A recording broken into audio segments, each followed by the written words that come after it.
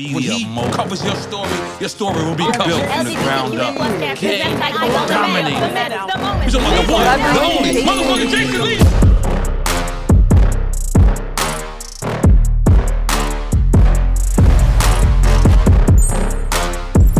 Listen, you know what always goes down at the Jason Lee Show, and I love every guest I've had so far, but this next guest has been not just a friend of mine and the culture, but it's put on for so many black people, including my black ass. Talk show host, radio show host, executive producer, comedian, rapper, artist, baby daddy, father, Nick Cannon. Hey! Beloved, you good? I'm great. I see you Louis down, got the Air Force Ones on. I bought this with my Wildin' Out check. I see. Oh shit, you got a different type of checks now. No, listen, before we even get into it, I gotta give you your flowers. And I really feel like... No, I don't want no flowers first. You don't want that. No. You okay? You good? I'm better. Okay, because yes. they said Jason was in his feelings because I ain't showed up yet. So I was like... Well, listen. I'm just trying to make sure you're good. I know you've been busy. Give me a hug, man. Give me a hug. Okay. We gotta start this shit off right, man. I'm not gonna say I was in my feelings. Yes, I was. You was in your feelings. It's okay to be sensitive. I was in my feelings. I'm gonna tell you why I was in my feelings. Okay, first we have to start by saying I'm now like in this whole mind. I'm in my mind about like who my relationships are. I know you've gone through that. And I was saying this is hard. That's why I was like, I'm gonna come fuck with you because I know what it is. Yeah. You know what I mean? Having to do a daily show, obviously I got one now, but even more, I was isolated out in Harlem every day. And that's what you were like, you want your people that fuck with you to actually come and support you, especially when you're trying to put on for the culture. But it was less about the show. Let me tell you what he's talking about. So when we started the show, of course, they were the top people I wanted to have on the show, not just because the show demanded delivering the show. Right. But because of how important they are to me. And I will say, and this is where I was gonna give you your flowers, I'll kind of weave it in here. On my journey of building Hollywood Unlocked, it has been a task. Right. And you don't know who really believes in you. And I know when I had you on my last podcast, the Hollywood Unlocked podcast, you came on and we had a great time. And in the show I said, hey nigga, I can't do love and hip hop no more. This is ghetto shit. It's not a reflection of who I want to be. I want to go on Wildin' Out. I said it as a joke. Right. And then I left and went on vacation, and I don't rap, I don't sing, I don't really have that kind of talent, at least I didn't think I did. And then I got on a plane and went to Hawaii, did my whole Jennifer Lewis manifestation moment where I went on the balcony and said, all right nigga, if it's meant to be, put me on TV, and then literally landed in LA. You were the only message that said, you ready?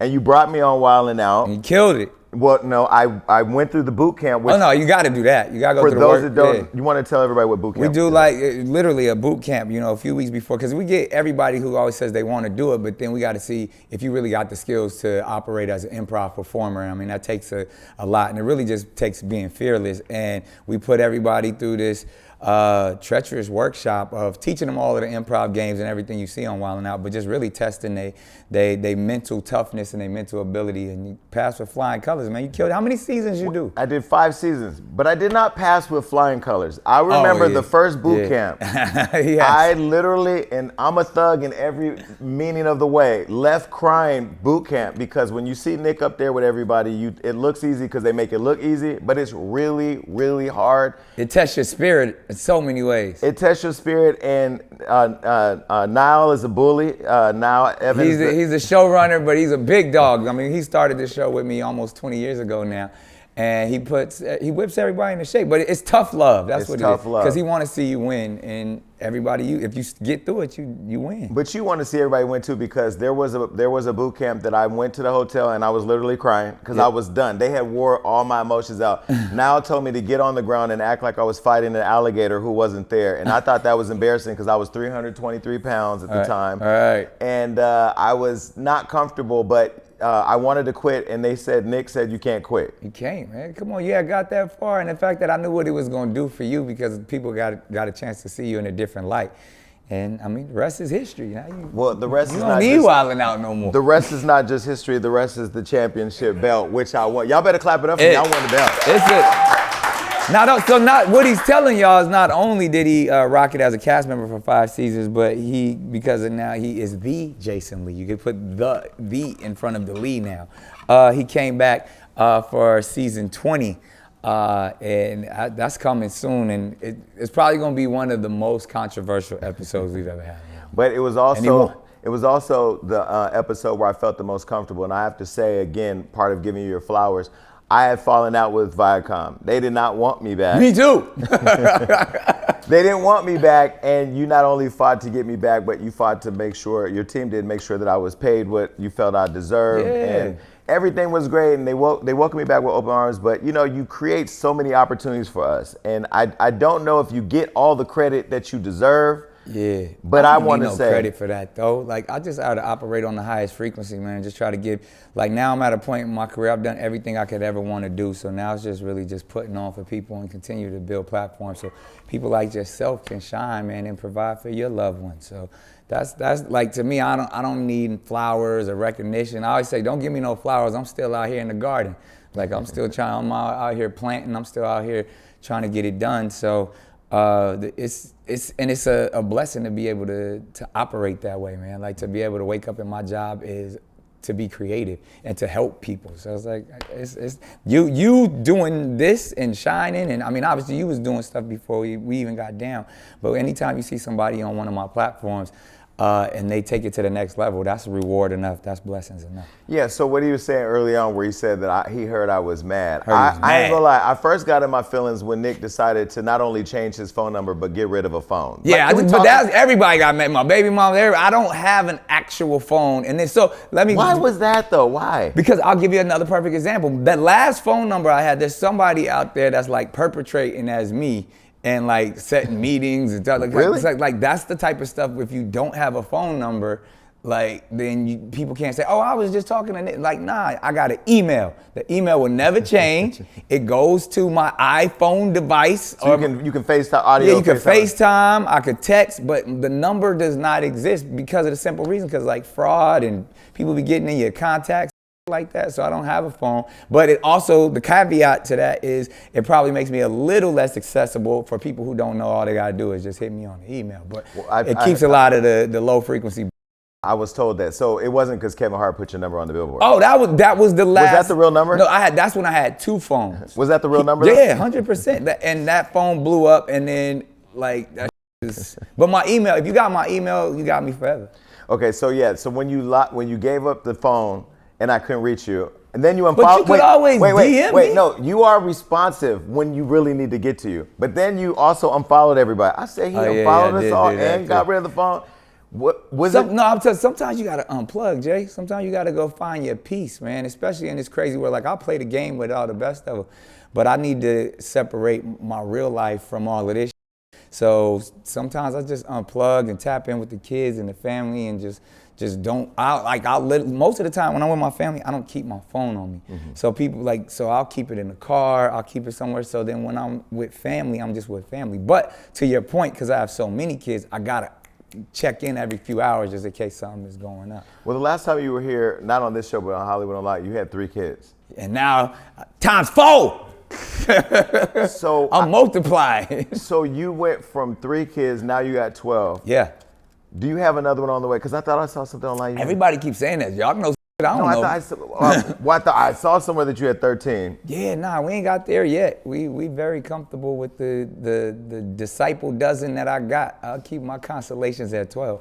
So 12 is a righteous number. I'm gonna stay there. But from 3 to 12, how? Because the pandemic, Jason. That's okay. what happened. So you just said, I'm just gonna drop off until the pandemic until they is over. open outside back up. But was it because you want? What was it for? You want a real answer? You want like some? No, real answer. You want to go viral? Or you want a real answer? No. Because I saw like here's the thing. I know how much you care about your kids. I 100%. know how present you are in everybody's life. Yeah. I know how even when you may be having personal issues related to lupus or your health or other things are going on, you're still very much there for everybody. Gotta be. So from 3 to 12 is a lot, especially when you're not. I see, to me, and again, I'm pretty sure they'll chop this up and misconstrue my words because they like to villainize everything that I say. But which I'm fine. I'm good with being a villain.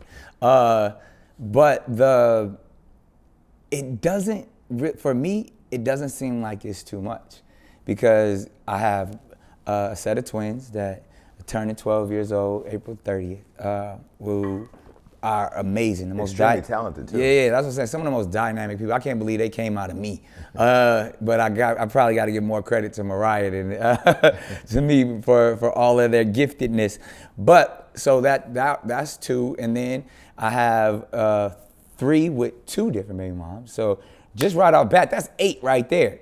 Just so and with it, that's only really 3 households, and so and even in that's 2 sets of twins as well. So it's not like I was just out there moving and grooving, and then you know based off of everybody else, everybody I got 2 with Alyssa, and then I have 2 other baby moms who have 1. But I know you're very. That didn't sound like that much, right? That sounds like that's easy to manage. They all live in the same vicinity. I'm trying to do the math in my head, but here's the thing. I know you're a very intentional person. You are not so much calculated. Calculated. Yeah. So what was the calculation in having all these kids? Is it legacy? Is it love? Was there individual reason my each therapist mom? told me do not call my children my legacy. Okay. Because your children are your children. They have their own lives. You don't.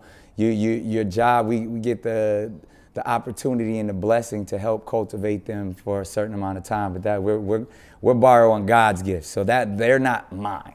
But our legacies are the things that we build. I want to have a children's hospital. I want a street named after. That's the legacy stuff. To me, my children are, like I said, borrowed gifts and blessings. But to answer your question, it really is being so calculated. I think, I'm too much of a giver. I'm too much of a people pleaser.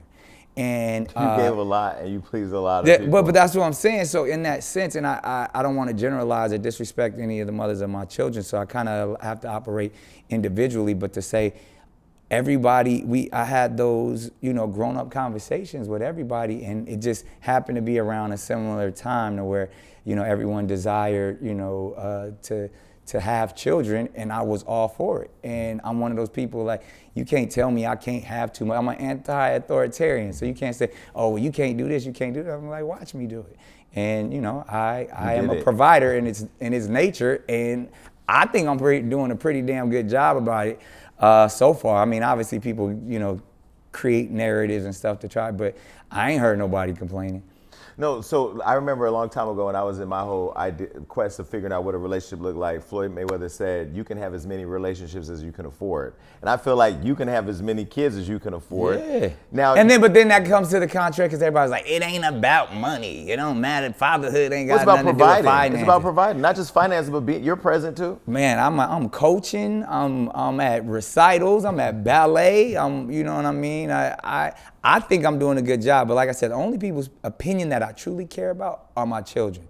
And I pray that we continue, a lot of them are young right now, but as they grow older, that, I will forever be there for them, and if they need anything, and, I'm sure it's going to be challenging at times, but hopefully they know we operate out of love, and that daddy did his best, and, that's, I can't do nothing other than that. Like I said, I'm just trying to get better every day in every way.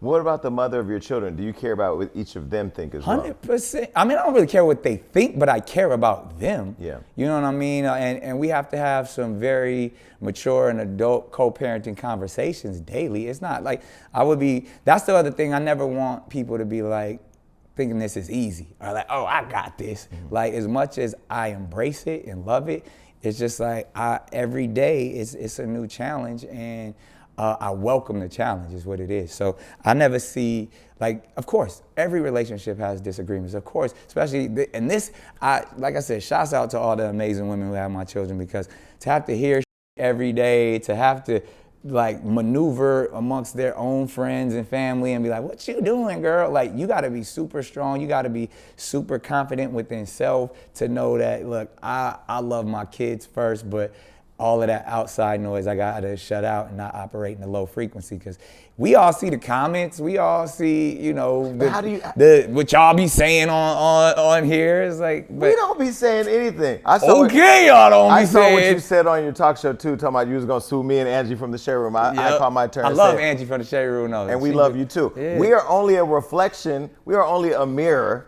of what you're building, what you're doing. No, you not. You ain't no reflection. No, because this is what I would say. And as much, because I know, again, you guys got to do your job. Yeah. And I appreciate that. So I'm never against that, but it's more about the way the narrative is painted. See, like, so, and I get how it works. So we'll sit here and we'll have an hour, 2 hour conversation, right? And then from that aspect, you got to create your headlines or your clickbait to go out there for everybody to watch it. So usually you'll take a portion of what's said and then that becomes the headline, and then no one actually gets to see the intellectual conversation. Because people do watch shows and clips. They yeah, don't watch so they the just whole... watch the clips, and Yeah. we got to get the most viral clip, which I know we're gonna make some viral pop off today. Absolutely. But hey, this man is a master at this. But it then shifts the narrative to a space of untruth. And then once you operate, because that's the thing about society today. We've been so demoralized that truth no longer matters. Mm-hmm. So like when a society is demoralized, all they just want is information. And where truth used to be the thing that we need to survive, now all we want is information. So the more we hear information creates low frequency. But who's really in control of that? Because I mean, when you think about it, you know, I'll give you an example. You had canon class, which I didn't get to come on canon class. Yeah. I still haven't been there. I got to bring it back though. Got to bring it But back. I got to bring it back carefully because they didn't want it. It was too much. But that's what I'm saying. So when you talk about information, I felt like canon class was extremely educational. Yes. It was informative in a way that real is rare and they couldn't really digest it all. Yeah. And then the fearlessness coupled with intelligence and a want space to allow people to really have free thought came with a price. Yeah, man, you can't let them know how smart you are, because then that's when they want to shut you down and shift other conversations about you, because there's like, no, he got it two together, so we got to throw some smut on it. Well, I'll bring this up now because I wanted to talk about that. You know, when the whole Viacom thing went down, you had the canon class, you had the interview. Interviewed Professor Griff. And it was extremely, I thought, informative. See, this is what I've learned knowing that process too, because there's this thing called pontification, and that's where... I don't know that word. Pontification means really that you're just expressing all that you know. Soapboxing. You know, we see that a lot on Fox News and CNN, to where they're just debating just for no reason. They ain't really looking for resolution. They're just looking for just really shine. I mean, we all sold our souls to this horrible thing called social media, and really all we want, like, clicks and clout is the new cocaine, and we all ODing on it just based off it because we want. I'm gonna use that quote. Yeah. Clicks and clout, the new coke. Yeah, it is, because we all are slaves to the attention that this platform provides. So we get up here and we pontificate, and I was definitely an abuser of that, especially when I was going to Howard, because I created Canon's class to really, I did all of that. Well, that was actually a real class, but I was doing it to show how smart I was. And I had read all of these books, and I was trying to show off for an OG, and I was like, man, I read this book, I know your book, and we started spitting rhetoric that was actually tropes. A lot of things were, and there's a difference between truth and tropes. The minister, Farrakhan, always says that no man, especially a leader, wants to spew falsisms. You only want truth to come out. The truth is your sword. So I have to differentiate the things that are actual truth and stand firm on the truth and apologize for all things that are false. And that's that process, because I hurt a lot of people in the process because I was spewing some untruths mixed in with truth. And when you do that, you f a lot of shit up. You f your own credibility up. But you didn't do it intentionally, though. No, but that doesn't matter. So pontification could be accidentally not having. Well, but see, where the sin that I committed and where the devil was operating in me is that I was just trying, my ego I was just trying to, if I wasn't up there just trying to show, look what I know and this and saying these things, I would have stepped back. A wise man knows that, you know, he has to be slow to speak and understand I should have let that man speak, opposed to me trying to put things out there that I didn't know I perceived to be factual. Mm-hmm. And through the process, and even what the Jewish community calls teshuvah, I took some lessons, because everybody thought like I went on this apology tour.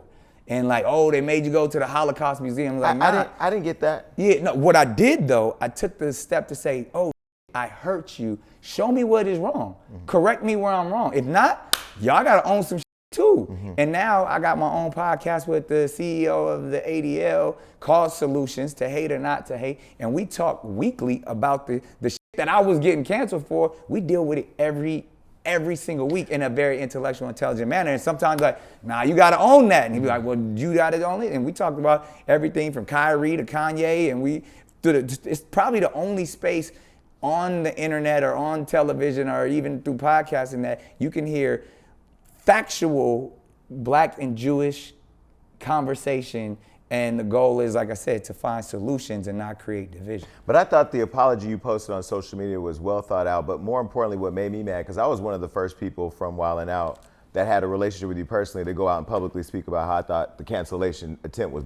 Yeah, I appreciate that. Now, I'm not saying that the accountability or whatever, because I'm pro accountability culture. Yeah, always take accountability for anything Yeah. you do wrong, but then don't, because as they know, they jump to conclusions as well, and actually were putting forth the stereotypes and the tropes by attempting to cancel me. I got word from someone in the higher up said that they had to make an example out of me. Right. But so that's what you make example out of bucks. You make example out of property and slaves. So that terminology alone got people a little nervous. Which would bring about the conversation that maybe you were heading down the right path, because when you make examples out of people for the wrong reasons instead of holding them accountable, then you start to whip up other emotions of people who feel the certain way it that was such they a feel. difficult position for me, because where I was actually trying to walk that thin line and do right and apologize for my wrongdoings, then I got an entire community of people, my people, that are saying, don't apologize for nothing. Stand up straight. Be firm. You was right. Look what they did to you. And it's like,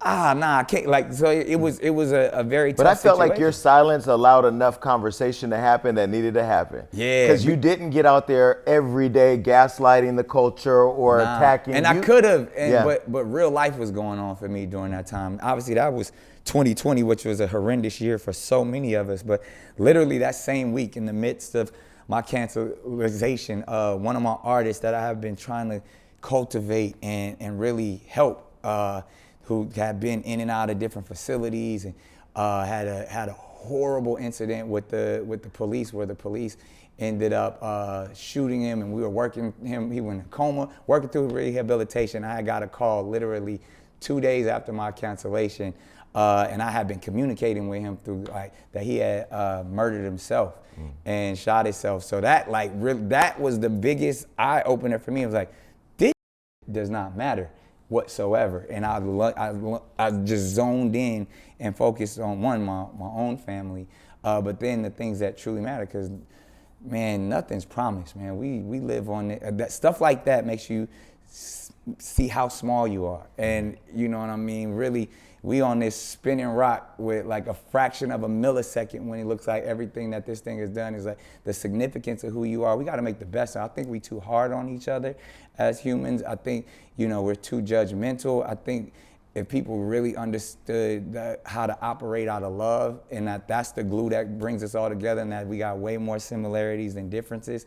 I mean, if you even look at our DNA infrastructure, man, like that alone shows that there's really no differences in it. Like if we talking about complexion or even culture and things like that, we've all been through. You don't have to do oppression Olympics. You don't have to say what community suffers more than another. It's just like, we all fucked up out here. We don't have to politic each other's pain or say I suffer more than you. I call it the oppression Olympics. We ain't gotta do that shit. Like it's really like, look out for one another. Like try to help somebody instead of trying to, divide. And people don't like that. People like to turn me into the villain a lot of times, because I do speak out and I do say things. And if you know my heart, I'm only trying to do it from a good place. But that's the part that I wanted to talk about, and that was part of why I really wanted you on early on the show, because at Wildin' Out, but you was mad. And you was like, him. I never said him. I did say a couple people on your team, but I'll tell you afterwards. No, but I will say, like, people think at Wildin' Out that we're sitting up plot with Nick. Nick walks out, prays, gets on stage, performs, and then leaves. Yeah. There may be a Wildin' Out girl or two that go with. No, I'm just no playing. longer. I've learned. But no, we don't. But the one thing I always wanted to ask you was, when that cancellation was going on, and you were giving a lot of people grace. Yeah. When you see what happened with Kyrie, he made a mistake. However, maybe through a lack of education or whatever, the public beatings and lashings and that I called a lynching was to teach us all to stay in our place. Or if you don't, there's extreme consequences. A lot of people don't remember. Again, I don't ever like to take credit for anything, but I was probably one of the first people to speak up for Kyrie. I remember, yeah. And I spoke up directly to the head of the ADL and be like, yo, this is a term. Do you know what the term buck breaking is? He had no idea what the term buck breaking was, and I broke it down to where it's like, yo, back in the day,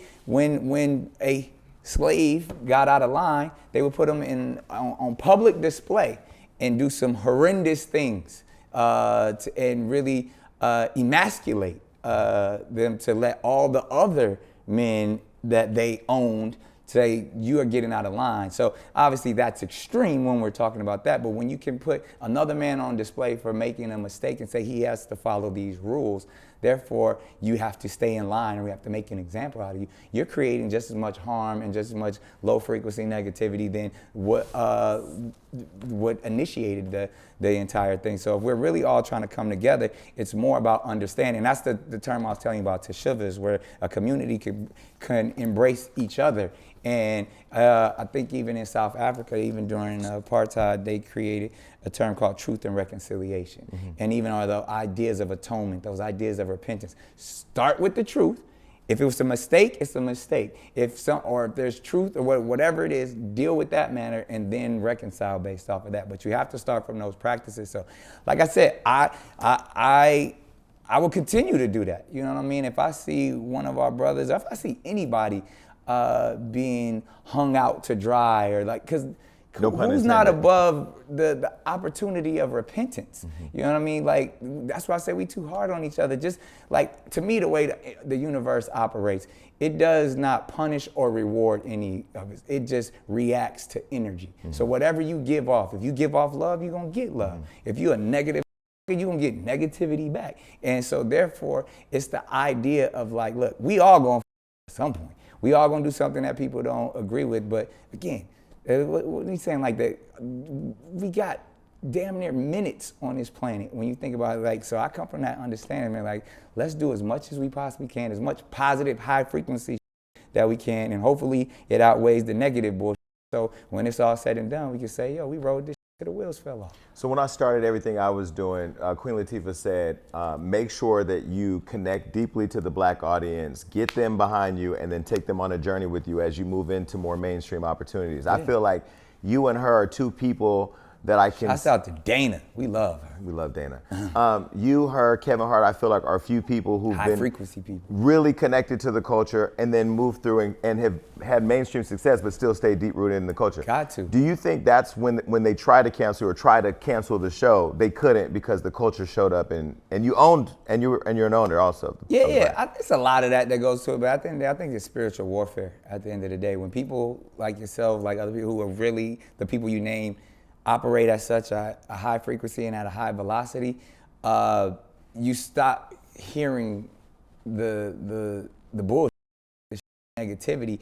And so therefore, I believe there's certain energies that are trying to come for you. So you're more vulnerable when you're up here. You know what I mean? And as much as you're not in the day-to-day grind of it, so that's why they tell you to stay grounded.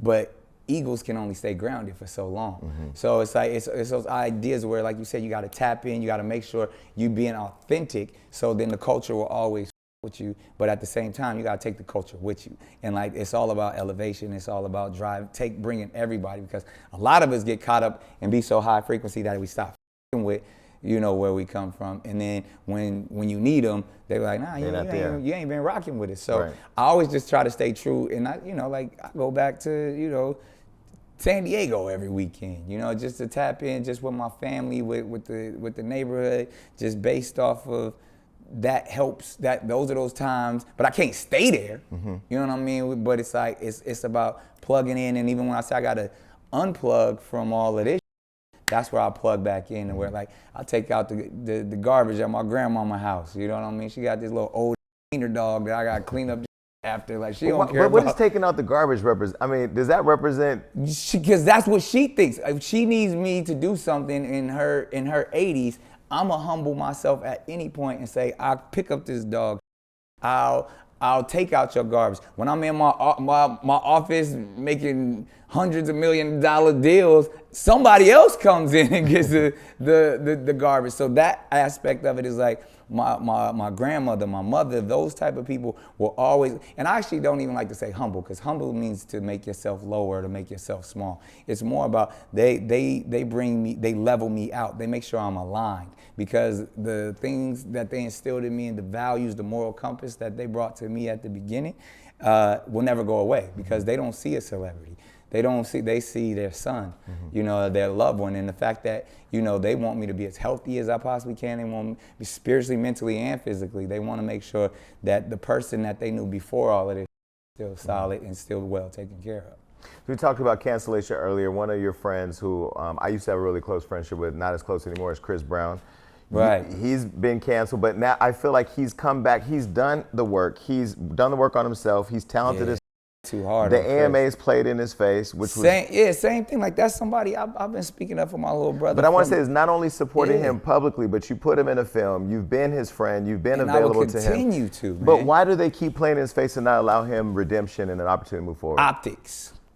It's all optics. I mean, first of all, that man was a teenager, but he had to live through a horrendous mistake in front of the world, and we all saw that as a kid. Horrible picture of Rihanna on TV. I blame, you know, again, the media from, like, because I was mad when I saw that photo, and, you know, knowing both of them, but again, that was how it was. Like you said, man is in his 30s now. Yeah. And that's the horrible thing about how this generation has to grow up, because you have to relive your mistakes every single day. Like, but imagine, if you're a black man. Nah, white people too. Not like black men? Because I think, like, even like, I mean, and we've all heard the stories and the rumors and stuff, but like, and that's why I say it's optics, it's visual, it's the thing. Like, if we heard that there's rumors going around, allegedly, I ain't gonna me on this thing, but about like Jonathan Majors. But I was gonna, no, not even that. I was gonna go back in the day, because you said white, black. Yeah, okay. I was gonna go Sean Penn and Madonna. Okay. You know what I mean? We heard that Sean Penn was throwing hands. Right. You know what I mean? But we didn't see it. We didn't see a picture of Madonna all bloodied and bruised. Like, now there's video and everything. So one, nobody should hit anybody. But the idea of that this generation, and especially when you put black on top of it, then they want to turn you into a monster. Then they want to instantly villainize you, because they already fear you. So then they feel like they can't relate to you, and they start calling you names and calling you an animal and how dare he. But that's all based off of the media and the optics. If they really wanted to give Chris an opportunity, you know what I mean, they would get a chance to understand him and get a chance to know him and look at his resilience and everything that he actually has overcome, and the brilliance and the giftedness that he has. He's made so many people happy through music, through his art, and he truly does want to repent, has repented. It had got on the same page with Rihanna many times over years and over. ago. Yeah, and even did a song together too. Yeah, even but people won't let that go. Like, to where you have to forever wear that jacket as an abuser. You have to forever wear that scarlet letter that it just shows as humanity we don't really operate out of forgiveness. And if people could just really understand that concept of love, and forgiveness and true understanding is whether it's what Christ was talking about, Buddha was talking about, all of these ancient teachings come from a space where, like, I am not perfect, therefore there's a higher power operating in me, so give me that opportunity to grow and be forgiven. But that's where you said cancel culture should be counsel culture, but I also feel like accountability culture is necessary. Those two, counsel culture and accountability culture. But because part of the counsel is learning to take accountability for your wrong steps. But isn't cancel culture designed to cancel culture? Because when you look at like Whoopi Goldberg versus Joe Rogan, or you look at the well, first of all, examples that are cancel out there. culture is make believe. You know what I mean? The It's devil in our is head, only in control of illusions.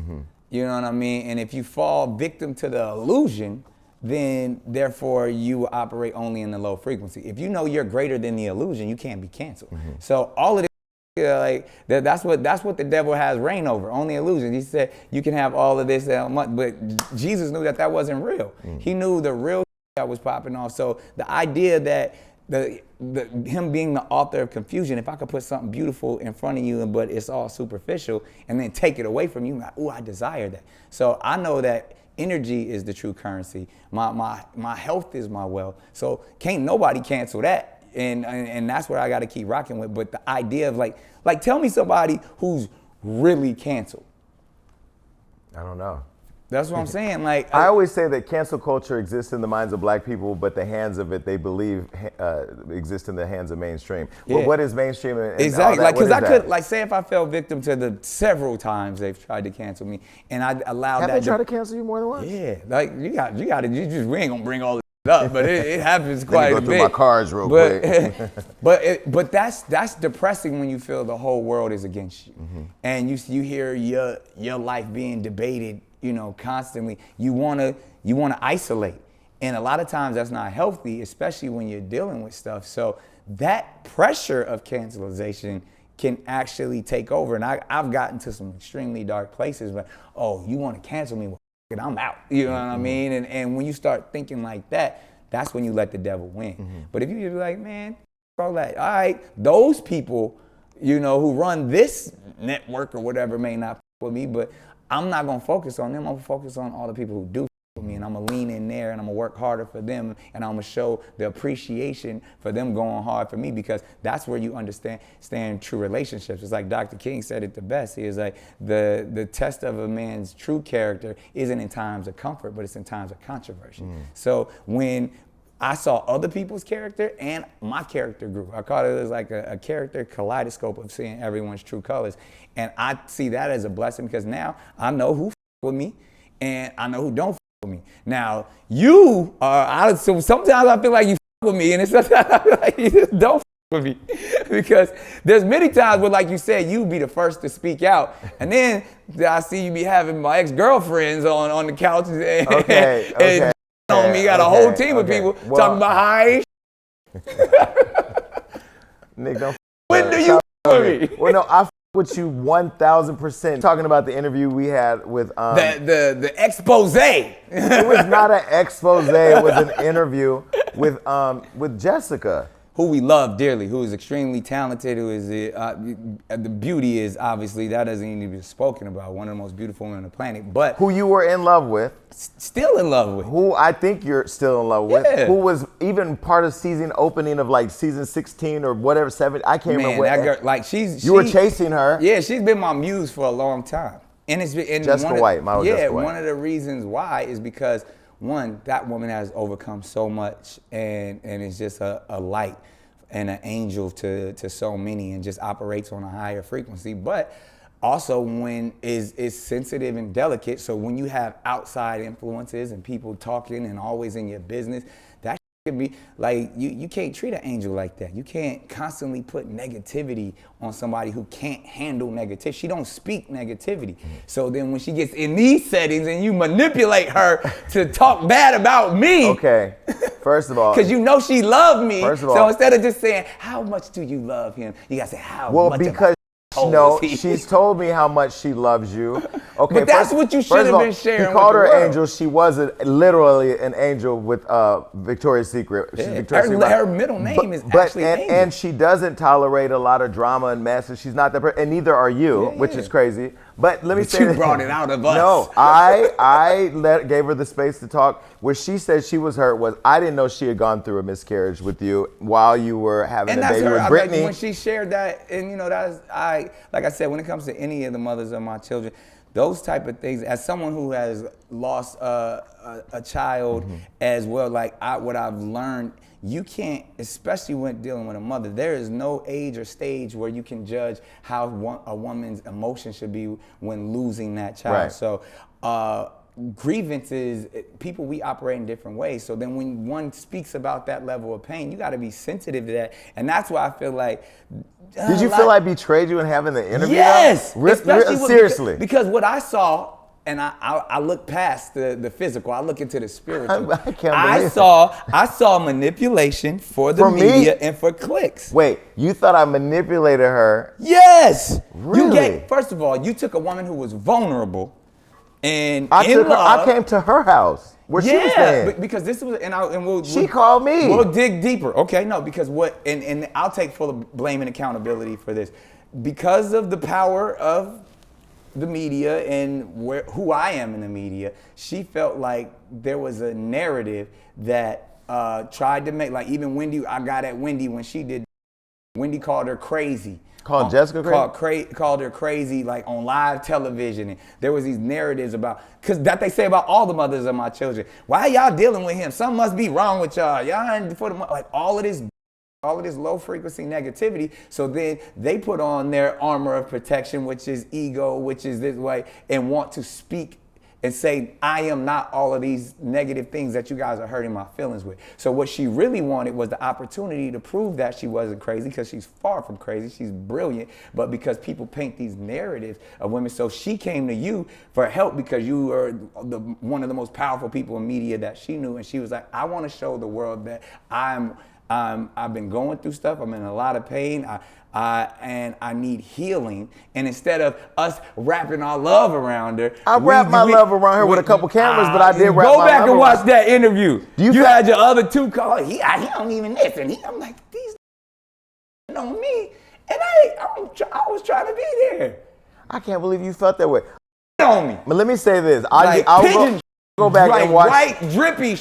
I'll go back and watch the interview. I don't feel like we were, because I'm always present in mind. I do get phone calls from people that go, yo, man, like, we got to protect Nick while you post that. I'm like, first of all, I didn't post that, but that's what's out there online. Yo, you had 2 hours of content on me. Okay, so let me ask you, in that, did you feel like you played a part of any of that? I take full accountability. Like I said, I want her to share her true and honest story at any time. Mm-hmm. You know what I mean? And that's even why things were like, you know, on the Daily Canon, we got the mother of 3 of my children, DJ Abby De La Rosa. We talking every day. And the 3 of them and you? Yeah, that's a lot. She's strong.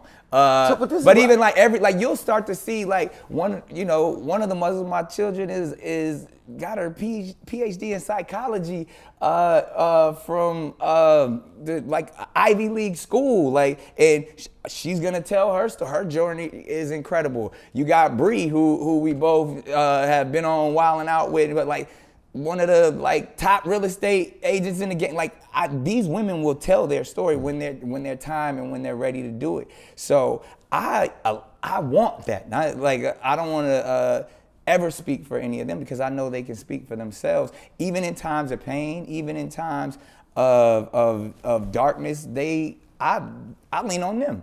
But how are they all finding out about each other? Like, are there conversations? Up on that. That's what I'm saying. Like, your communication, if you're early talking on, to I them. learned. Like, that's why I take accountability, because I was under the understanding if I don't share something, it's like I was letting people know information on a need-to-know basis. Mm-hmm. And I was trying to be respectful and delicate during certain people's pregnancies, because of, as I've been through many times, you don't want to say nothing for the first trimester because you don't know. It could be successful or not. Then even at times, okay, first trimester's up, I want to give you the opportunity to share with the world however you want to talk, and then I will support it. So I was, at a time, because there was multiple people pregnant at the same time. So I was trying to do this little dance, and I got up in it because, and even out, you take pregnancy out of it, when you're trying to please multiple people, whether not just physically, but you find yourself in a conundrum of like, all right, well, if I do this for this person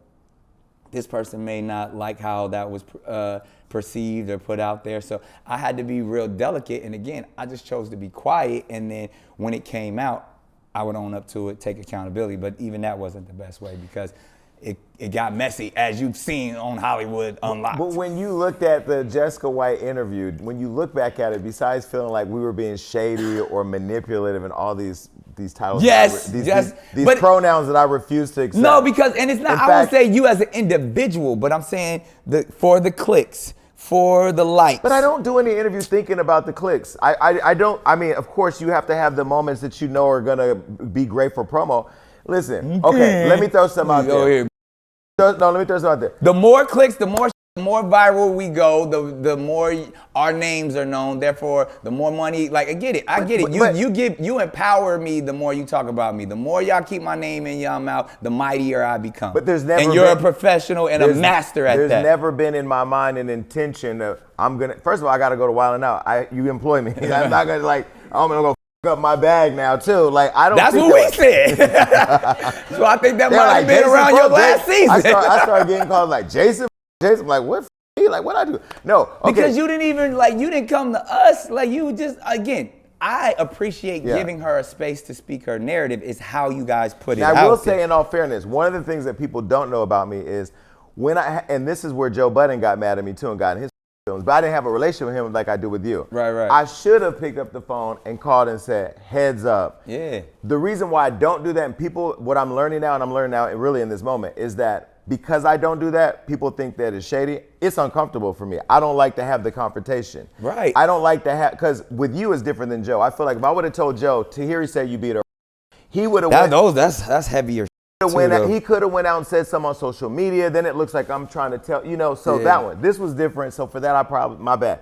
I could have gave you the heads up. If you with me? Yeah. But I think it's less about the optics of wanting to be messy and more about like just uncomfortable with it all. But also what you got to understand and you got to take accountability for is that part of who Jason Lee is, there is a messiness. Like there's that lie's been out there for some time. You got to put it, but you do messy Me? Like Hollywood Unlocked is messy, Jason. Hollywood Unlocked is messy. Yes. Jason Lee is not. Yeah, but you created Hollywood Unlocked. That's like saying Nick Cannon don't be wilding out. Wilding out is messy. Yes, and the episode that he is on is probably gonna be our messiest. But I got rewarded for being messy, is what I'm saying. You got rewarded for being messy. You got your own show. If you were sitting here talking about nothing but positivity and flowers and all that, wouldn't nobody click or watch this. Well, they would click and watch it because no, they tried to. I tried to do a positive talk show and well, you messed up. You should have had me as a producer. I'm just saying. So you would have had all the messiness. We would have worked that thing out. I was high frequency. Well, first of all, I'm glad I got out of there because what I've learned, because now my new show, The Daily Cannon, I get to be I get to do all the things that I couldn't do on daytime television, and I get paid way more than that because that bag that everybody thought was there, that Oprah and Ellen was getting, they took all that money. That ain't there no more. But the ideas and the power of owning your own, having multiple platforms to put your brand out there, and these streamers, these digital processes, is so much opportunity and so much money there. So I actually value what I did in Harlem at the Nick Cannon show, trying to put on for my community. The lesson that I got out of that is don't partner with people that don't understand your culture. Period. And therefore, I got enough money, I got enough power to do it on my own. And you got the name and relationships already. You don't need nobody. But I say all of that to say, but we do know there's certain frequencies, like people, it's easier to operate in the lower frequency. There's more people down there, so you have to speak to those people. Part of your job is that you command and speak to those people very well. Where people like we're saying, like, oh, you didn't reach out, because we on a different frequency. We up here, we vibrating, trying to either get to the bag, trying to focus, but somebody has to attend to low frequency people, and well, I tend to tune into all frequencies. This room is the cappuccino. When you think about the heartbeat, it's up and down. Yeah, understood. When the heartbeat go like this, you're dead. So for me, this is the room where we do the cappuccino. Yeah. And over there I do the tea because I do have an audience that I do serve. But I will say, like, I know that I done see you throw drinks in people's face on TV. 8 years ago, and just like Chris Brown, they remind me all the time. So, there are opportunities to grow, but I think the power and ownership is you get to control the journey that you're going to go on. We have watched you evolve beautifully. Yeah. And if anybody has seen your journey, one thing I can say is the resilience. I mean, the fact that you get to share your story about where you come from. You come from one of the toughest places in California. You've been shot. You've been through so much. You lost close loved ones. And for you to now, the story, the journey, the happy ending that you've created for you and your family, everybody got to applaud that, man. And even in that process, if you had to, dig a couple of potholes in order along your journry, or graves. Yeah. I wasn't gonna say graves, but as you know, you got down and got messy and got dirty a few times. But that's why I say now, when you're at this place and you can see that your words matter. You got to take accountability. The responsibility of having a strong voice, especially for the culture. You got to make sure you report and are accurate with the things you put out. I will say that on top of that, I'm 45 years old. So when you talk about low vibrational energy, if it just brings me to a place I don't want to be, like I don't. My fans go, why don't you go live on Instagram and tell everybody what you think anymore? Because I don't want to. Because I don't have the bandwidth for that. I may not even have that thought anymore. I just don't have the energy. But I agree with that. Now let me go back to a couple things. You have, last time you were here, you had 3 kids. Now you have 12. potentially a 13th on the way. That's the streets. See, that's what I'm talking about. The streets keep saying that. See? That's that low vibration. No, I got 12. No, I want to give you gifts because we do give gifts on the show. Don't be giving me no awards like you gave Hitman. Listen, I would never disrespect you by giving you an award. Okay, so first, I'm gonna give you this one.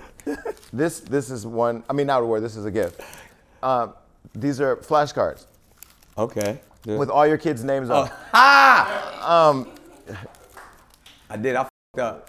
But that Howard me up because first of all, he interrupted me as I was going in order. Right. And the funny thing is like, if you want God's honest truth, my beautiful daughter Onyx, that's probably the child that I spend the most time with. Really? I'm with her at least 3 times a week for the full day.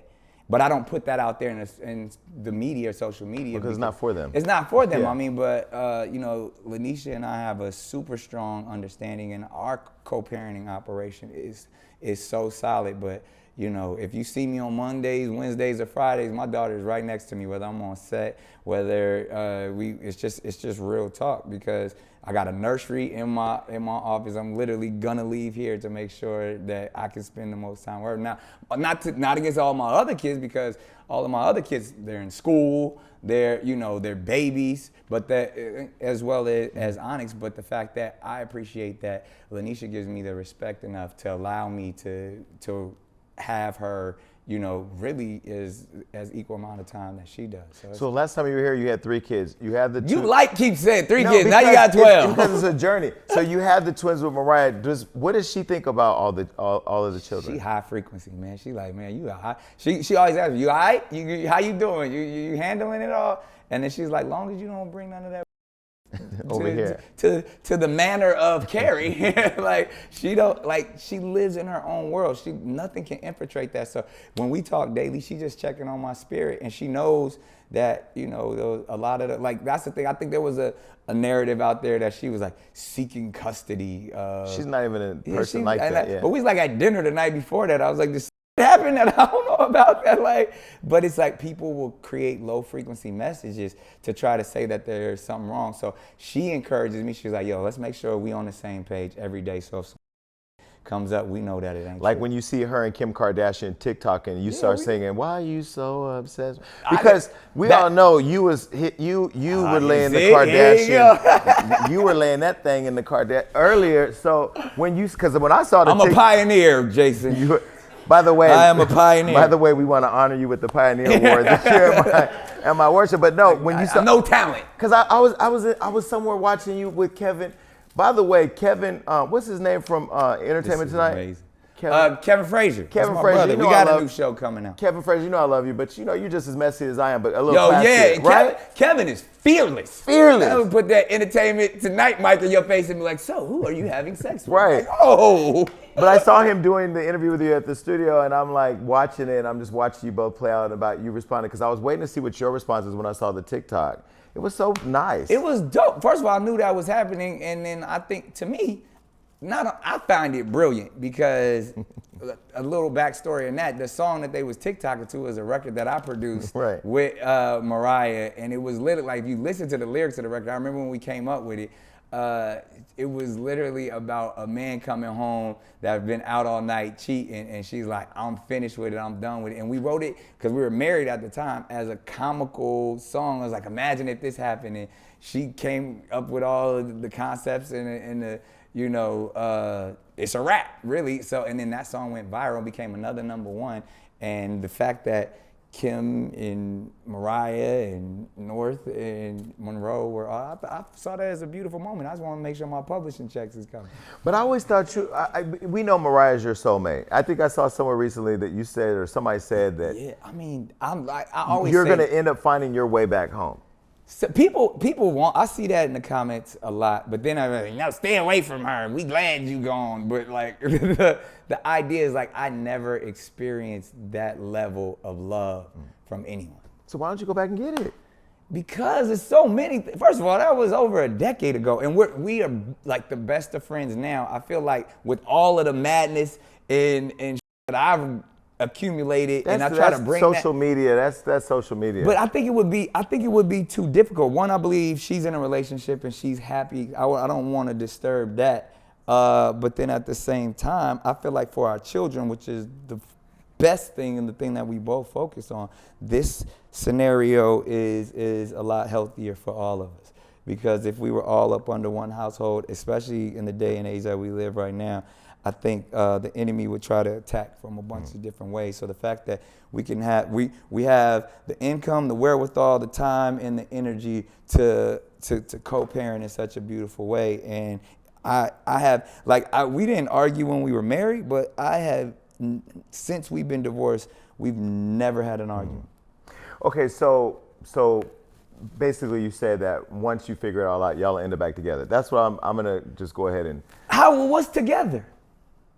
How are we not together? We might be together now. You are together, I think, spiritually. I think through your kids. Let me break this down for you too, because this is why I say I'll never get married again, and this is where I understand. So maybe you're not never. Never, because this is what people. If people always have to understand what happened in our life, it wasn't nothing crazy. So to be married, you don't have. It's not about being in love with the person.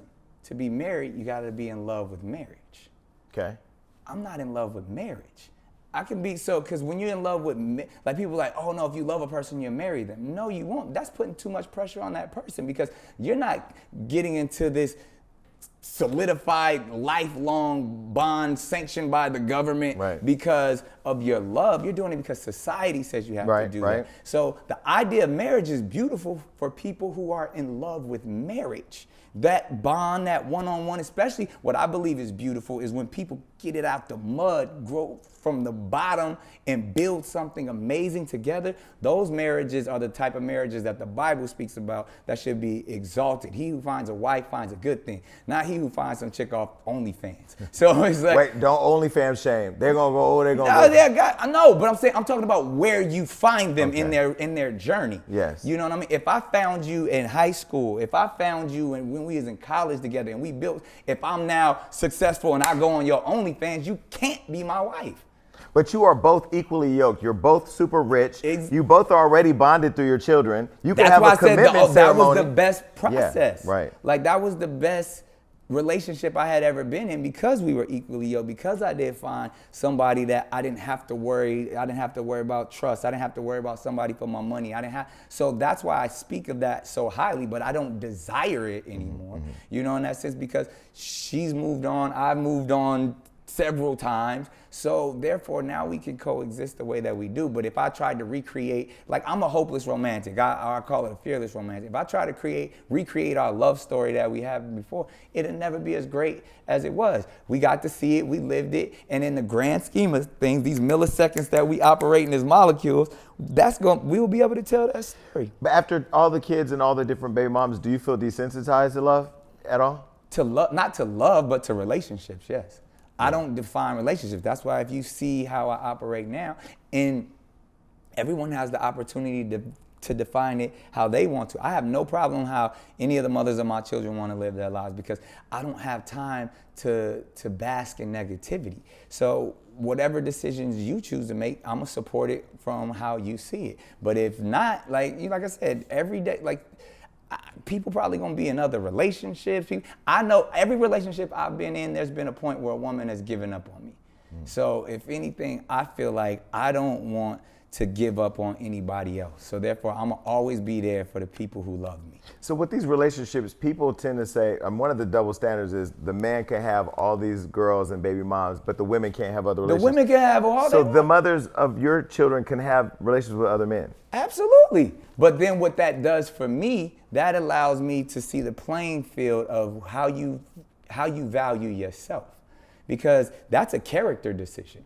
Because I know I'm working on myself. I know I got things I got to do. I got insecurities. I got ego issues. I got narcissistic ways that You have narcissistic ways? Absolutely. But I have empathy. I have empathy and I don't have rage. So those are, when I did all the testing and stuff, the two things that probably make you the most dangerous and toxic narcissist is the rage and the ability to not feel. So that's the Kanye. Yeah. Well, you said it. I mean, but that. So I do have. Wait, there's that. a narcissist test? Yeah, it's a psychological test because there's a spectrum. They call it the. My team telling me I need to take it. Yeah, Really? it's like three. First, it starts up. The spectrum goes overconfident, which well, it's confidence, which we should all have. Then you get overly confident. Then you get egotistical, and then you get narcissistic. So, and then when you get to that space of narcissism, it could be very dangerous. And I definitely know I've swam in the deep end of that pool. You know what I mean? A lot of times I probably made very selfish decisions, especially because of my health. Like I just be like, I almost died, or I'm gonna try to stay alive. And so therefore I get to these spaces where I was like, I don't care what nobody say. I'm just trying to make sure I'm healthy enough and can't deal with nobody else. But you gotta be a little bit more compassionate and empathetic during the process because people love and care differently. So I'm learning, I say all of that to say I'm learning that. So therefore I know the character that I gotta work on. But so dealing with the mothers of my children, as difficult as it may be to be involved with me, when they make certain choices, I'm like, oh, she just revealed herself. That's her character. Speaking of the deep end of the pool, we do have another gift. I like this. I'm gonna put this up. I'm gonna put this up at the Daily Cannon. I got some beautiful names too. Y'all pretty accurate on these. Zion, Mixolydian. Wait, just having known Mariah a little bit, Moroccan has more of her personality, right? I don't know. Like I think he's more like me because he's funny. He be talking.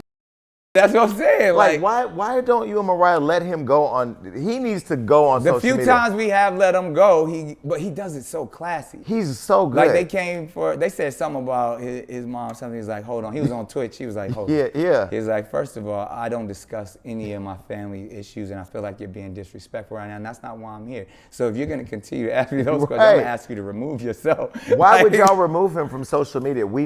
I love it. But Mariah don't. Mariah is more of a private person, which I understand. So, it's a balance, it's alignment. So I let them run. They make TikTok videos with me and do all that stuff, and they do it with Mariah too. But I kind of let them have a little bit more freedom, especially stepping into the place being almost teenager. Well, Mariah came to the Hollywood Unlocked Impact Awards last year, and she said that Floyd bought her first pink Birkin bag. She wants another one, so I think you should get just. How much do those cost? I don't know. I just trust me. I tried to buy Mariah a dolphin one time. Rich. That's what I'm saying. A dolphin. I built the whole aquarium in the Bahamas and everything. I was like, but I found out you can't buy dolphins. You got to go. You were gonna buy her a dolphin? Yeah.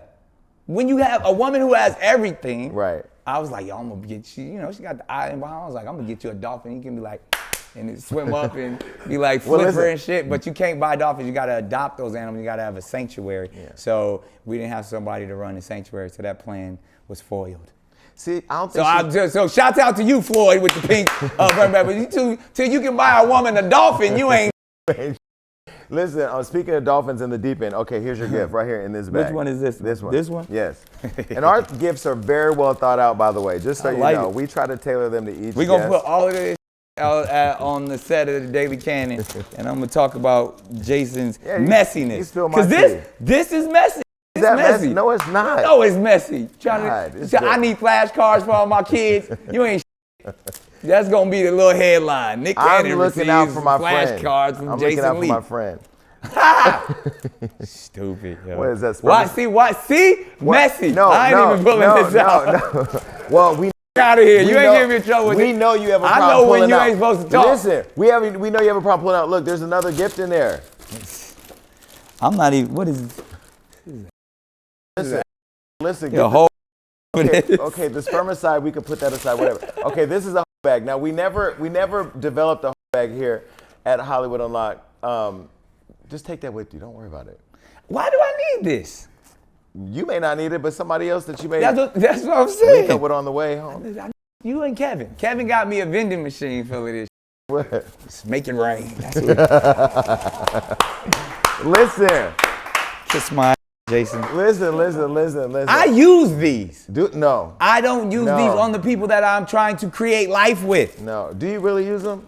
Yes, when I'm out here thotting. Wait, you know what? I saw you were 42, which you're younger than me. Yeah. You know, as we get older, they say, now, I don't have this problem, and clearly you don't either, that we have erectile issues. You're not having. Sorry for you.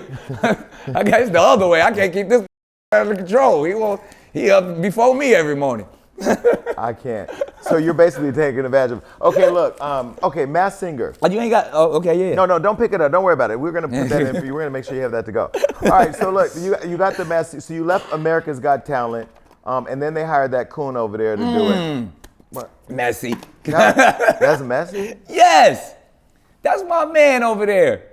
Shouts out to Terry Crews that he's referring to. I didn't say his name. You did. But you called him out his name, Okay. Jason. So the show is. I love him. The show. I love Tyra. When Tyra got the job first, and no, she didn't do a good job. I sent her flowers. I on know her you first did because date. you're nice, Nick. You're nice, Nick.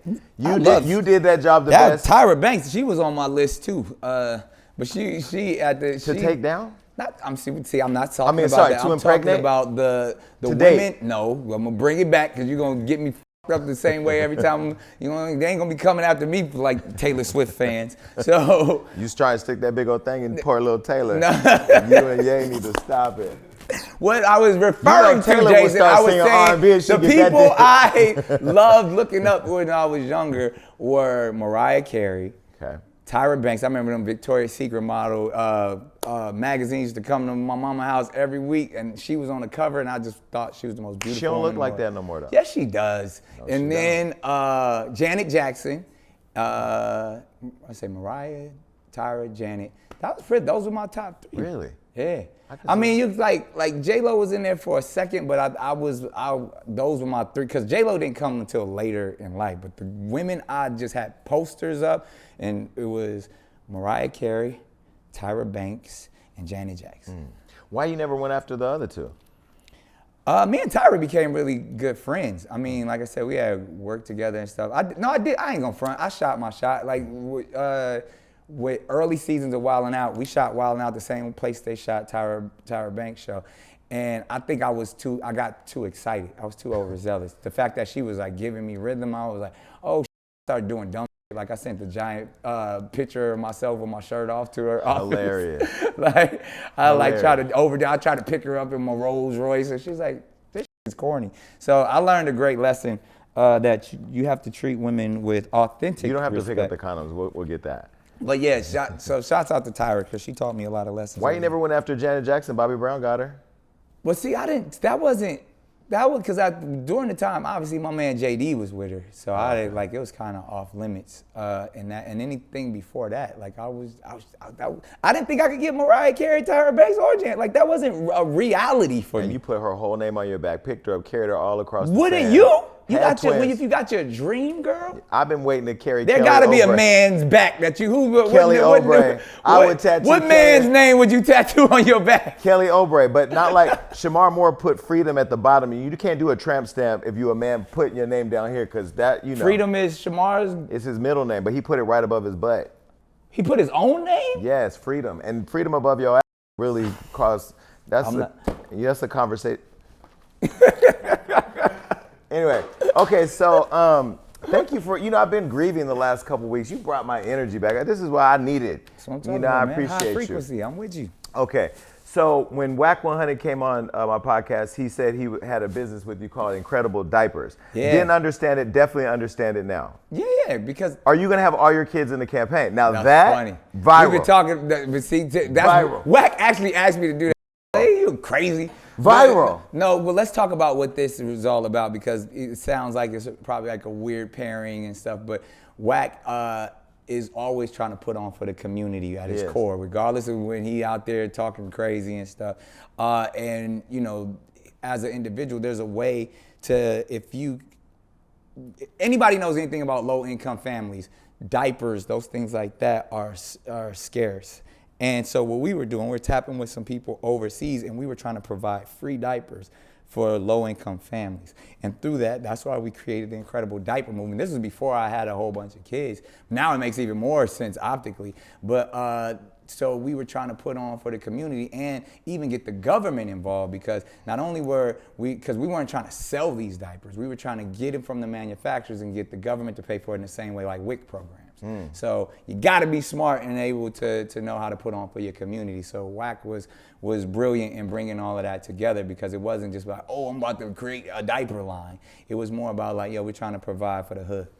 Yeah, speaking of the hood, Wax only called me about 3 people. He's called me about Shaq, he's called me about Kevin Hart, and he's called me about Nick Cannon. And when he called me about you, he said, yo, bro, we gotta protect Nick at all costs. I said, what am I doing to Nick? This whole narrative, can we just being messy? Let me just end this narrative today. I love Nick Cannon, I do. Hollywood Unlocked has got me in so much trouble. I heard I was on your list. That's why I was like, I know you love me, and you know I love you. I don't care what it looked like. I gotta go over here and talk some Jason, but no, because and like I said earlier in the interview, it's always based off, man, I respect what you're doing. I mean, in the sense of like, and I used to say this to Wendy, I used to say, like, I understand you got to know how to operate on all frequencies, but people don't understand how hard this job is. They don't understand where, one, you built a brand from scratch, you own your brand. It's all black owned. It's all you empower so many people, you employ so many people, and then the fact that you're still the beginning for you. You going if you stay on that path and continue to operate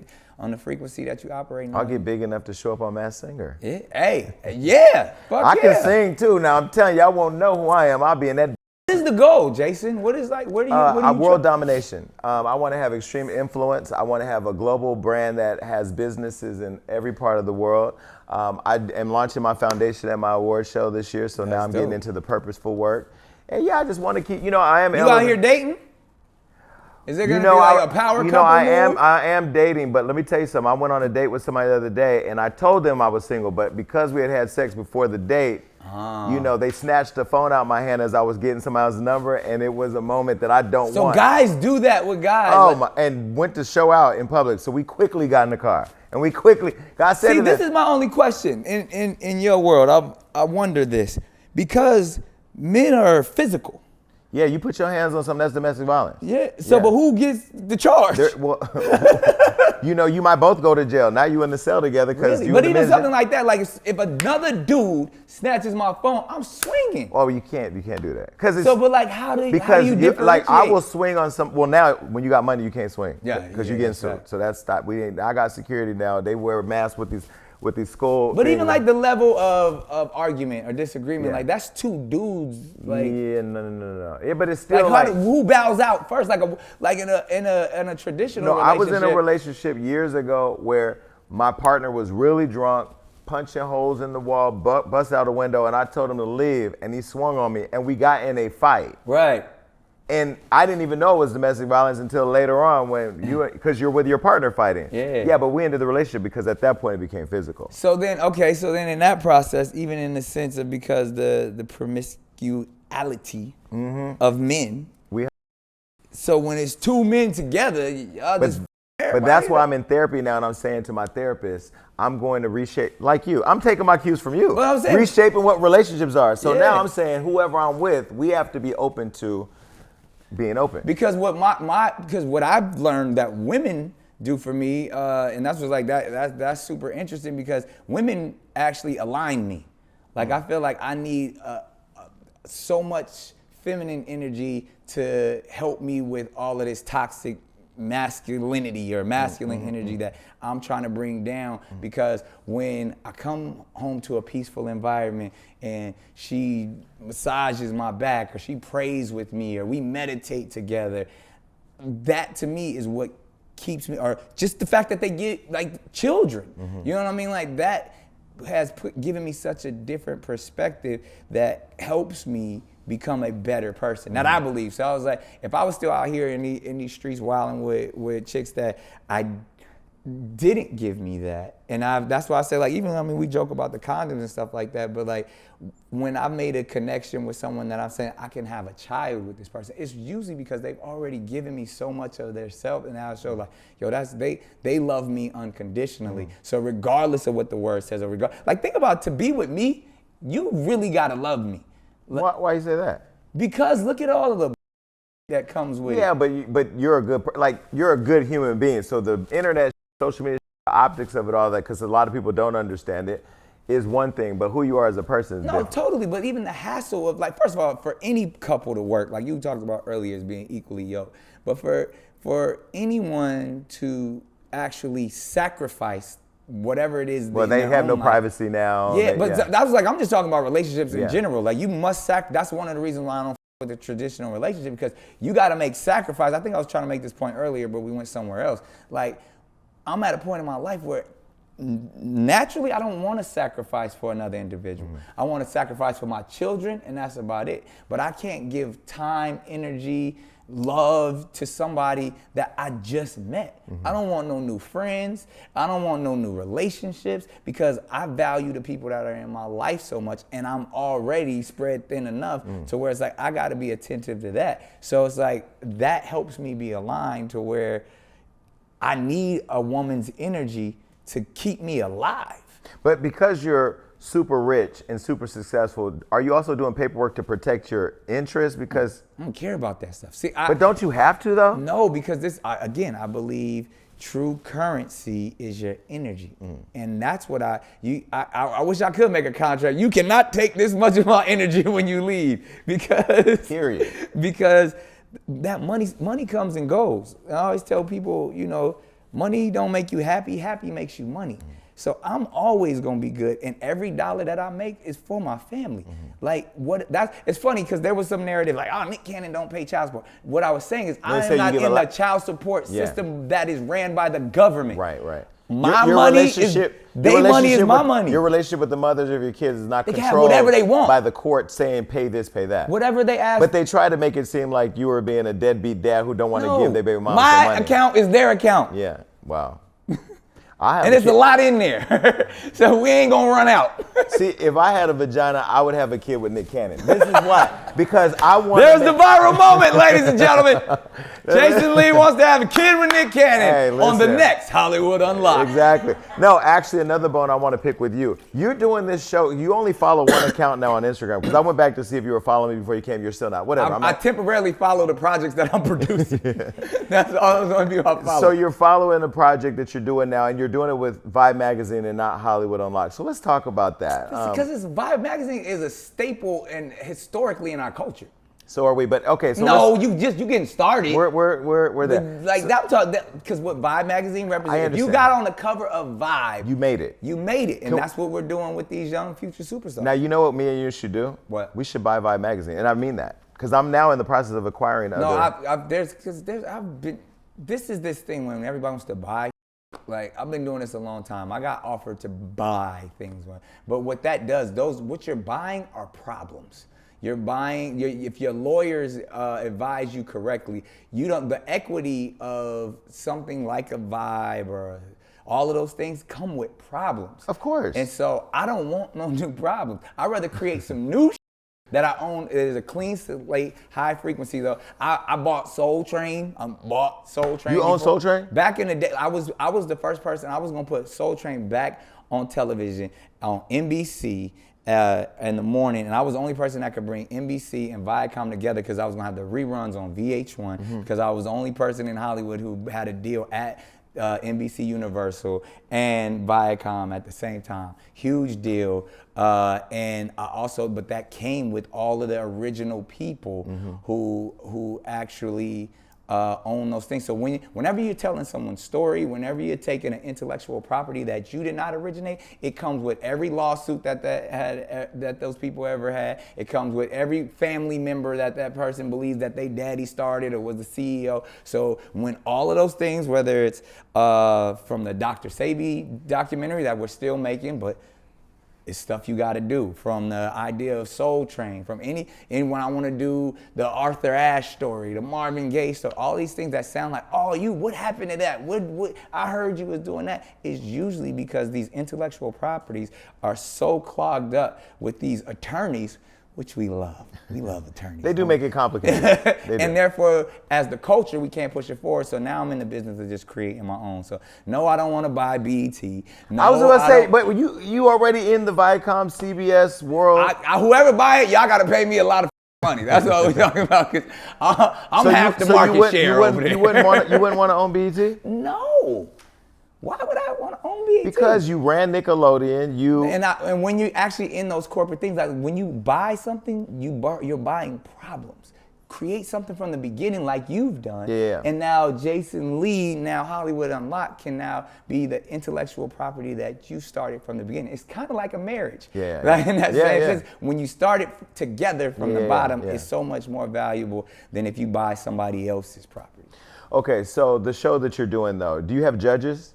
No, it's not a competition show. It's more like a VH1 behind the scenes where all these people that, you know, we've curated through Vibe, through BET, all these people that are partnering with for the show, Live Nation, we give these artists that we believe will be headliners and superstars in a year or so, we give them their own, instead of it's a tragic story of like, oh, they could have made it, it's like, nah, we get to see that journey. So like, imagine if you got to see Drake's first tour. Imagine if you got to see Rihanna's first tour. Imagine if you got to see Beyonce's first tour. This is that process of we making these bets every season of these are the 10 artists that we believe will be the superstars of tomorrow. Okay, because I was gonna ask to be a host, but you know, because you. Yeah, it's not, well, I got other shows that you could, like, I think you should come on the Masked Singer. No, whatever you want. Listen, I will say again, the power of manifestation, and this is where, again, I know you say you don't want your flowers. No, you deserve them because there isn't a lot of us putting on for us. When I asked you for the job, I didn't have the confidence to do it. I didn't have the belief to do it. Right. You pushed me to do it. And when I came back this last time, I said to myself, I'm gonna go out there and just have, because now I really feel like I've arrived in who I am. To me, I lost the weight. You went crazy. I said I'm gonna come out there and have fun. I was so comfortable and had a good time, but it's gonna go viral. That's all I'm gonna say. Jason Lee's team captain episode that got him to win the championship belt over there. You're gonna have some problems when that comes out. You think so? I mean, I don't know. Like you said. I'm gonna blame it in editing, and here's the deal. If I get sued, it is retribution for the Jessica White interview. I'm confident. Oh, there it is. Thank you. There it is.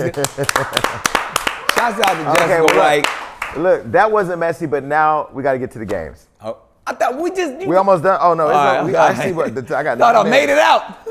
I'm gonna let you know I am a different Nick Cannon. I'm on a higher frequency. I will be not speaking about any past activities that I was when I was in these streets. I am a father now, as Ray J would say. Go ahead and clap it up for the disclaimer.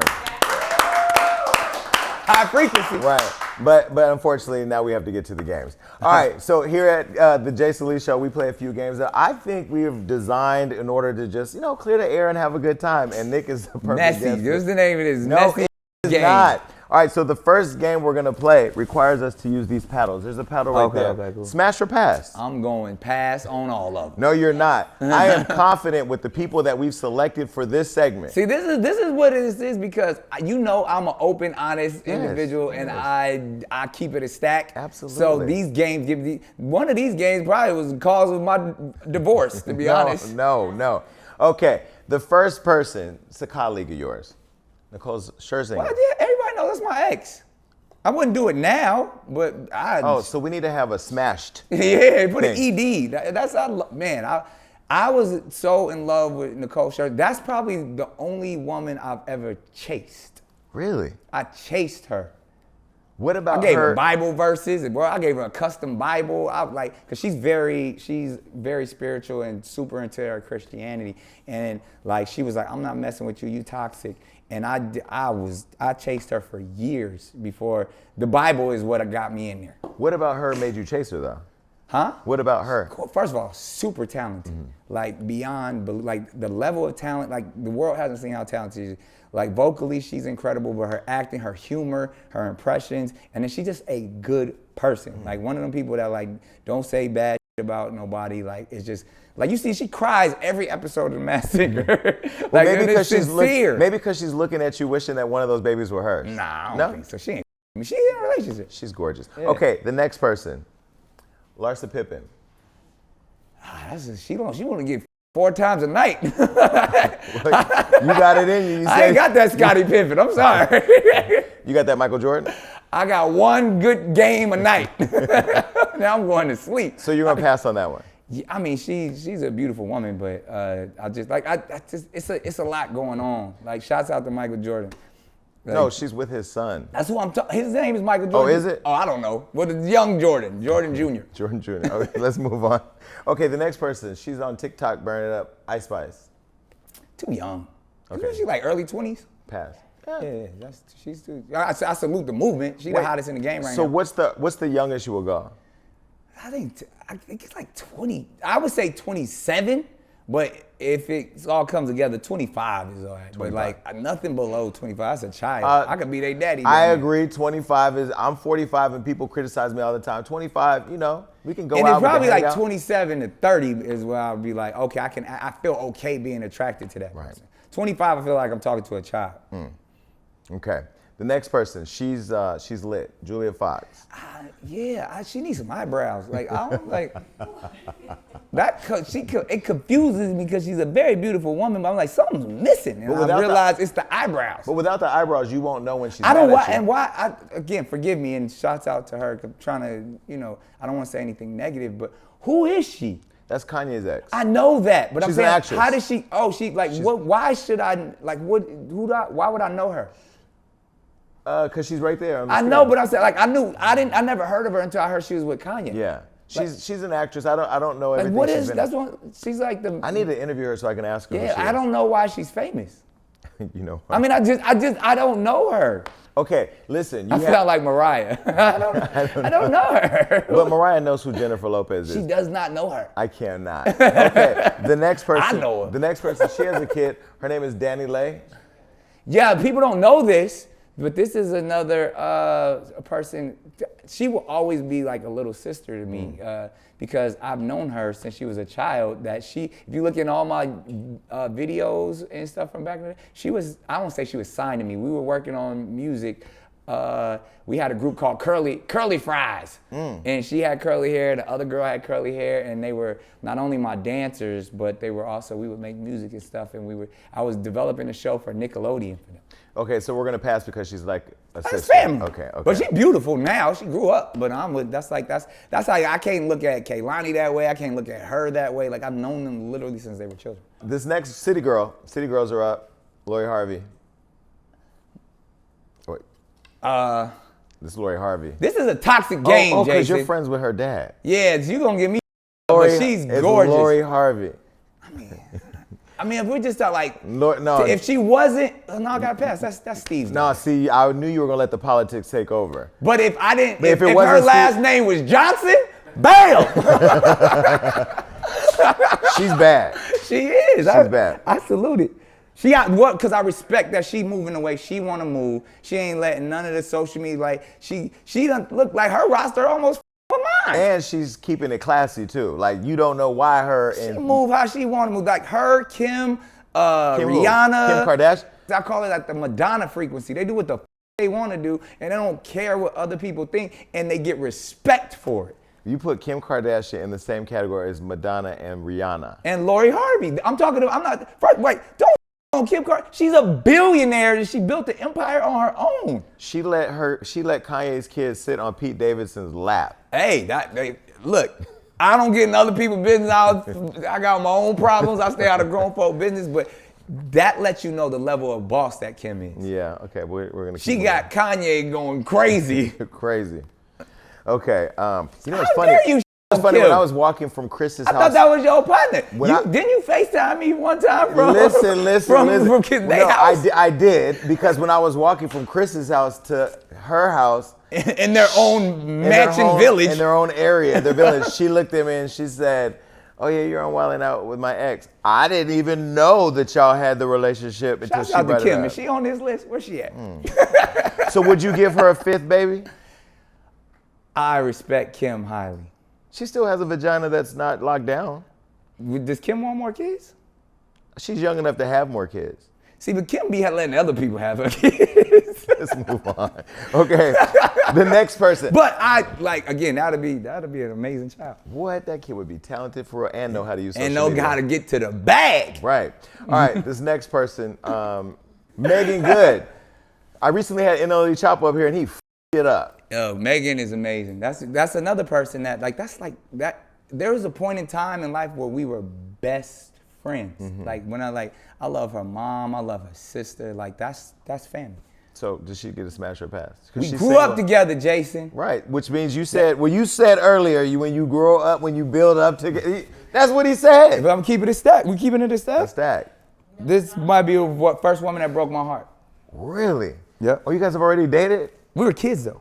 But you dated. That doesn't date when you're teenagers. It's like, Wait, was this Love Don't Cost a Thing? Way before that. Okay. Megan was the first date in Hollywood. She took me to the NAACP Awards. She was nominated, and I drove all the way from San Diego on 3 wheels. Really? In a donut, and she, I mean, like I said, since I was a kid, and I had already known her for a long time then, but she asked me to go to the NAACP Awards when I was 16 years old, and that night blew my mind, but she never really f***ed me like that. But what if love brings you all back together now? I love her.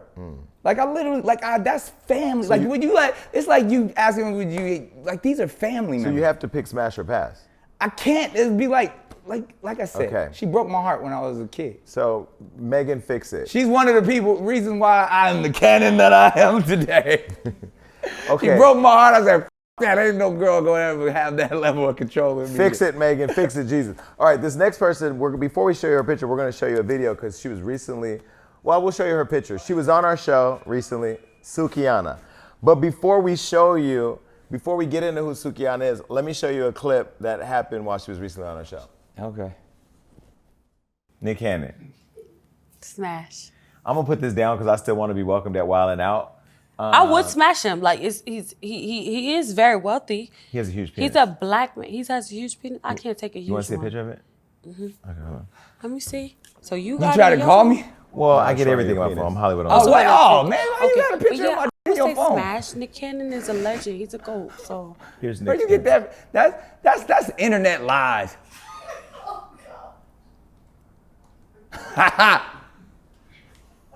are you serious? She looks intrigued. What are you showing her? Oh my gosh. Mariah Carey was taking that. Apparently all of them were. Funny. I would be singing every Christmas Eve too. I smashed this because she funny as Okay. We gonna talk about why you got pictures in my phone. Well, no, we had to research it because I sent it to Danielle when it came out to verify. But listen, as you know, you said you wasn't gonna be giving me no. Listen, this is not a award. This is an award that was created by God. It is the Mandingo Hall of Fame Award. Too. Well, compared to what yours is, yes. This is given to those who have a greater gift than a Grammy, an Oscar, a Tony, or a Golden Globe. This is the Golden Eggplant. So yes, I'm sorry. Y'all ready to get to keep it? Yeah, we're gonna send you one with your name on everything. I'll keep it. Thank you. Wait. I thank my daddy, my daddy's daddy. I thank all my ancestors that are packing Mandinka warriors. So when that penis leaked, That was not me, yo. it wasn't. No. I don't even, first of all, I don't even know. It's happened a few times, but I'm gonna let you know I'm not a pick taker. Smart. And when people ask me, like why? Why? It's ugly. Let's just start there. Like, I understand why women take pictures of their body parts. No. But look at this thing. This ain't nothing cute about this. this. But do you realize that you have a whole other fan base now from my community who think they've seen the real you? Hey, like I said, what? Well, anyway. Okay, but those of us, I'll take a fan where I can get a fan. But those of us that are in Hollywood, we've heard about it. You still earned it. You can keep it. Okay. Well, that's it with that game. I still don't know what picture you're referring to. Well, I can't show you because you'll be offended. Yeah, all right, next game. Don't show me. Okay, now this next game is really simple. It's called Tea or Tweet. Now this is a game where I ask you the tea and you have to tell me the answer, or you have to tweet something that I tell you, and you can't tell anybody I told you to tweet that. We ran out of time, didn't No, we? we're almost done, I promise. Okay, here's the tea. What Wildin' Out cast members did not support you when you got into the dispute with Viacom? They all supported me. That's an easy answer. There was not one that didn't. Some were louder than others. Like publicly. You support, but everybody supported me. They did? My man DC Young Fly, like everybody rocked with me. Okay. I can't think of somebody. Yeah, they all rock with me. The tweet was going to be messy as hell, so we'll just let that Good. go. Okay, all right. All right. This next game is called Name Drop. And this is where we're going to put somebody's picture up on the screen, and you have to say the first thing that comes to mind. You already did that during this game. Smash or Pass. Okay, Right. Here we go. First person, Fat Joe. The big homie. I love him. All right, next person, Marcus Houston. Go home, Roger. That's what I thought. I love him. Like, he put on for the culture. That's You Got Served. That's Sister. That's I Will Never Lie Again. Okay, this next person you're gonna get mad at me because I heard you were mad at me about this. What? Orlando Brown. Yeah, what is he going? See, this is what mental health is a real thing. Yeah. And that's like a soft spot for me. Like whatever the rumors is, like the is hilarious. Like Nick been sucking, like when he did that. But it was so unbelievable and crazy. But I really love and appreciate this dude. One, for what he's done for the culture, but I like when you see when people overcome their demons. And even like his journey wherever, I think he's doing the show now and all that. Like I'm rooting for this dude. Like I really have a strong love for this dude. I've probably met him once or twice when he was younger, just in passing, and so much talent. Even like I want him on Wild 'N Out, to be honest. Really? We tried it. Like even I'm like, if he is at a space health-wise, he can be on the show. See, but this is what makes Nick, and this is why I really feel like I know you don't want your flowers, but. To have that level of compassion, because if somebody go out saying I'm sucking and I love sucking and I didn't suck it, it was hilarious. I'm gonna let you have it. But but when you can see that, even because I've dealt with mental health on so many different levels, when you can actually see someone's neurotransmitters not firing off correctly, you have to have compassion. But I hate when people exploit him, like when his speech pattern and different things, like that's a manic episode. That's not entertainment. But again, because we all go through our things, when we're healthy and we got that process, one of the most talented young men out there, I would love to have him on Wild 'N Out. I love that. Okay, the next person, speaking of manic, Kanye West. Love him. Okay. Will never give up on him. Has done too much for the culture. He has said some god-awful, treacherous things. But I think that a lot of that probably has to do with heartbreak, and he's always wanted to be an underdog. I've known this man before he was a household name. The love that he has for his mother, the love that he had for his wife, and the love that he continues to have for his children is a real thing.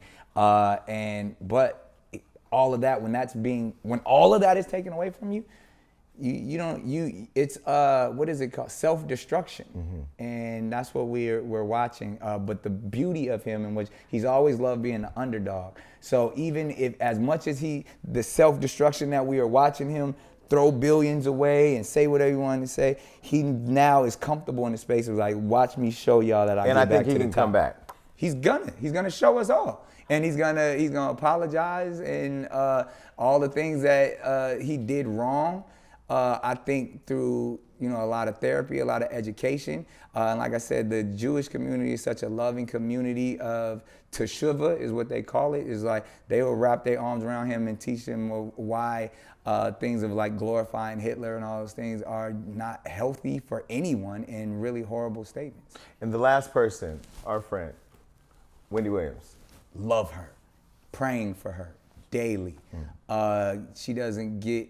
She's already in the Radio Hall of Fame, all that stuff, but she needs to receive her flowers. We need the entire world needs to wrap their arms around her and allow her to get back to a space where she could be the queen that she always was. Well, listen, thanks for coming on the show, and thanks for not killing me for the work that my staff has done. I'm going to throw them under the bus. Nick, thank you so much. I love you. Love you.